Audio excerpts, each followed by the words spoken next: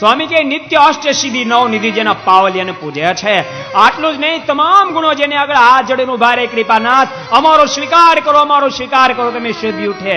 યાદ રાખજો, જીવાત્માની અંદર ગુણ પ્રવેશ કરે, જીવાત્માની અંદર ગુણ આવે તો જીવાત્મા શોભે, પણ ગુણ એનો સ્વીકાર જયારે પરમેશ્વર કરે ને ત્યારે ગુણો શોભી ઉઠે.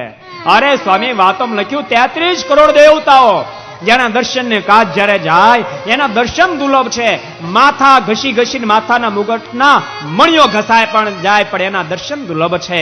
એવા પુરુષોત્તમ નારાયણ નિત્ય અસંખ્ય કલ્યાણ દિવ્ય સદગુણ મંડિત સેવિતશ્ચ ભગેહિ ષડભિ સિદ્ધિમણિમાદિભિ અષ્ટ સિદ્ધિ નવનિધિ જેના પાવલ્યને પૂજે, તમામ ગુણો જેના પાવલ્યને પૂજે છે એવા હે ધર્મનંદન, હે ભક્તિબાલ, હે ભગવાન શ્રી હરિ, આપના ચરણારવિંદમાં મારા કરોડો કરોડો વાર વંદન હોજો.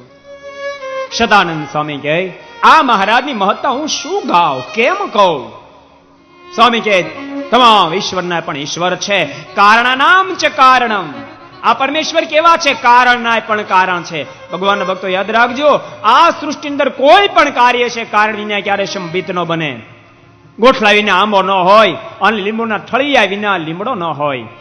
અરે આટલી વિશાળ મોટી પૃથ્વી, એનું કારણ જળ છે, જળનું કારણ તેજ છે, તેજનું કારણ વાયુ છે, વાયુનું કારણ આકાશ છે, આકાશનું કારણ અહંકાર છે, અરે અહંકારનું કારણ મહત્ત્વ છે, મહત્ત્વનું કારણ પ્રધાન પુરુષ છે, પ્રધાન પુરુષનું કારણ મૂળ પુરુષ છે, મૂળ પુરુષનું કારણ મૂળ અક્ષર છે, અને અક્ષરનું કારણ પુરુષોત્તમ ભગવાન શ્રી હરિ છે. કારણાનામ ચ કારણમ.